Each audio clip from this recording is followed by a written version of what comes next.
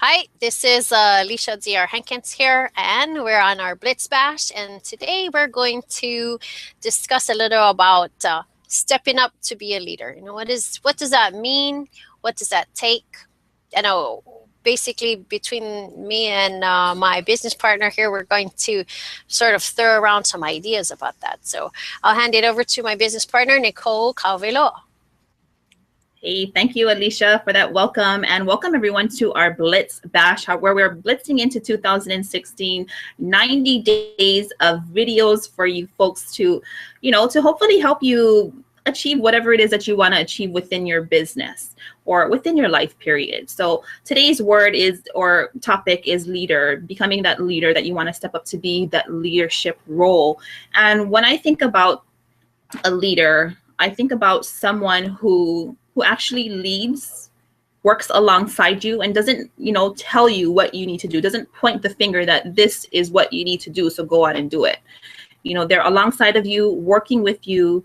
They have this positive mindset. They allow you to be the best version of you. They help you to succeed, to put you in that place where you deserve to be. And they just help you to reach your potential. And for me, I've been in this industry for many, many years. And when I decided to join this base company that we are with, I had someone who brought me in. I was super excited. We're happy to be here. I mean, we are the first people to market in Hawaii. And at that time, some things happened in the business, and that person that brought me in no longer felt that this was an opportunity for them. So it now put me in a position where I had some great leaders that were alongside with me that decided to say yes and joined up and locked arms with me. But being faced with someone who brought you in, who is in this leadership role, who's guided me, throughout the years, and it allowed me to step into this leadership role. Like I've said, I've been in businesses and I've seen people up on stage.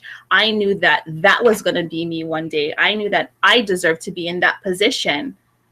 But yet, you know what, guys, even through that hardship of experiencing that, it was that blessing in disguise that said, hey, Nicole, here in front of you is your chance to step up and be the leader. And so I always knew that I could do it. I had this in front of me, so I decided to go with it. And it's been an amazing, fun ride. And for me, being able to be in this position is really a dream come true. And it's actually allowing me, there's so many great people within our team, a lot of great leaders that have actually helped me to really discover a lot of things that I never really knew about myself. So, I'm just going to that's where I stand with the leadership role. And I have my partner here, Alicia, with me, and I know she has some great ideas or thoughts on this leadership. So back to you, Alicia.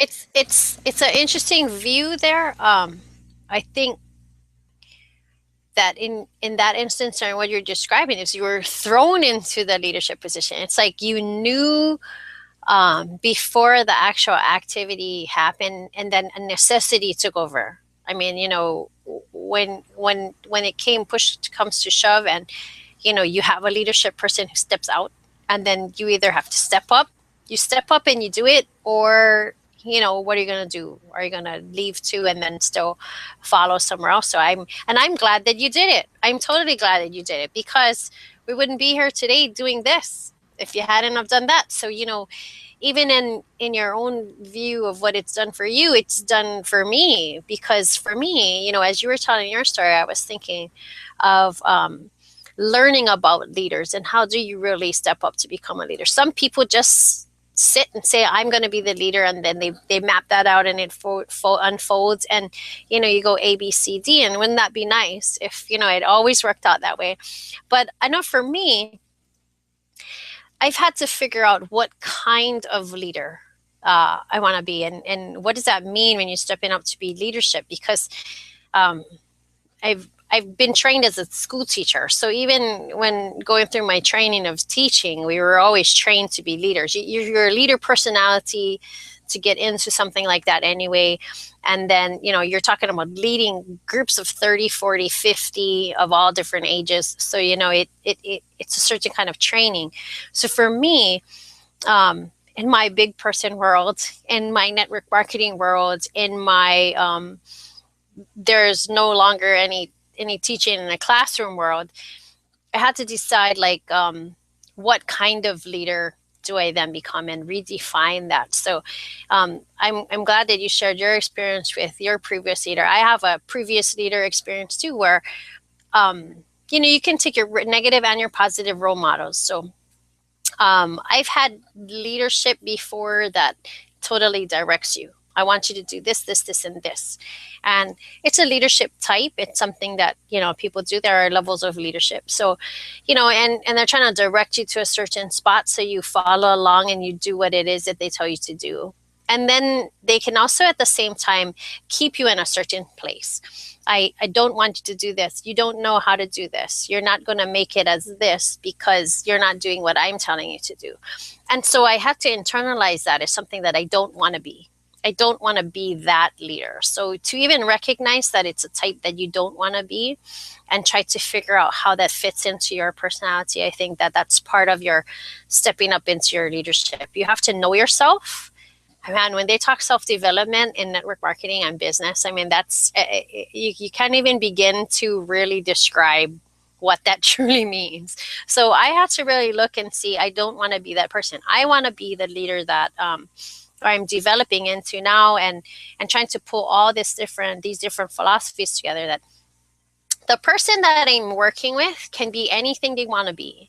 And it doesn't matter what I am, it doesn't matter. They don't have to be a clone of me. They can be the most fantastic of whatever they are, and I can be the most fantastic of whatever I am. And as we get more people in, they'll have different personalities and different strengths, and they'll be the most to be the best at whatever it is that they do. And I think that that's really the idea of building the person, building the team, and stepping up as a leader. We may have people today, right, that have never been in a leadership position. They could be middle children all their whole life, and then maybe had some a type of job in their adulthood where they never really had a limelight or didn't really have responsibility. So they can still be a leader. I totally believe stepping up is just as simple as, I would like to be a leader. Let me give me a shot. What's your thoughts on that? Yeah, that number one, it just takes that one decision to say, yes, I want to be the leader. And like you had mentioned, everybody has their strengths. So it's great to have people that are good at different things, because they are able to lead in that thing that they're good at. So, I mean, that's what I love about what we have with our team. Everyone has certain gifts that they're really great at that the whole team can benefit from, because everybody has different points of view. Everybody has different strengths. And I like another point that you had made also, Alicia, about knowing yourself, right? You were in a position before where the leader was telling you that, no, you can't do this. You're not going to be good at that.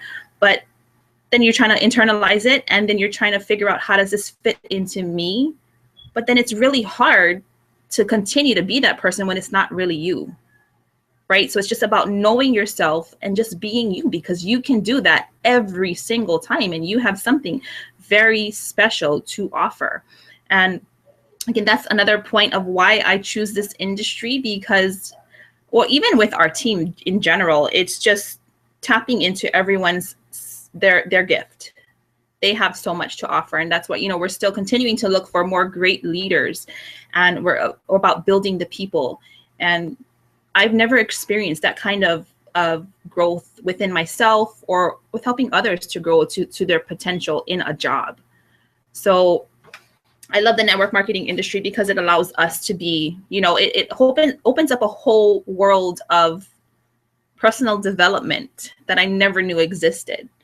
And and again, yes, and you have to develop. You develop, or you just don't progress, right? It's one of those things. It's because it's you driving the vehicle, not a boss, a CEO, or somebody. When you stop driving, that's it. It's over. It's over, and you can only allow people to grow as much as you know. So I mean, the more you know, the more that you can grow, but then the more that you can pour into other people as well. And this industry also allows me just to be in control of my time. Having 3 young kids who are in school, who are in sports, very, very, very demanding schedules, and I get to work around that. We have weekly hangouts with the team, and I get to choose. We get to choose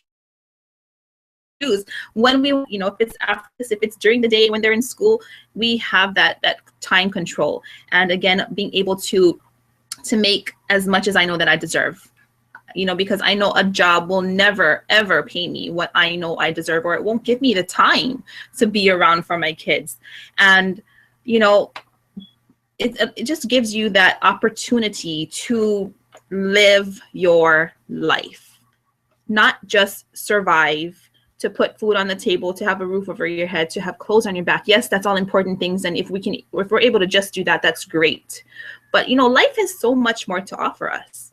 And with this kind of industry, it allows me, myself, my family to live our lives. So back to you, Alicia. Yeah. Most definitely. Most definitely.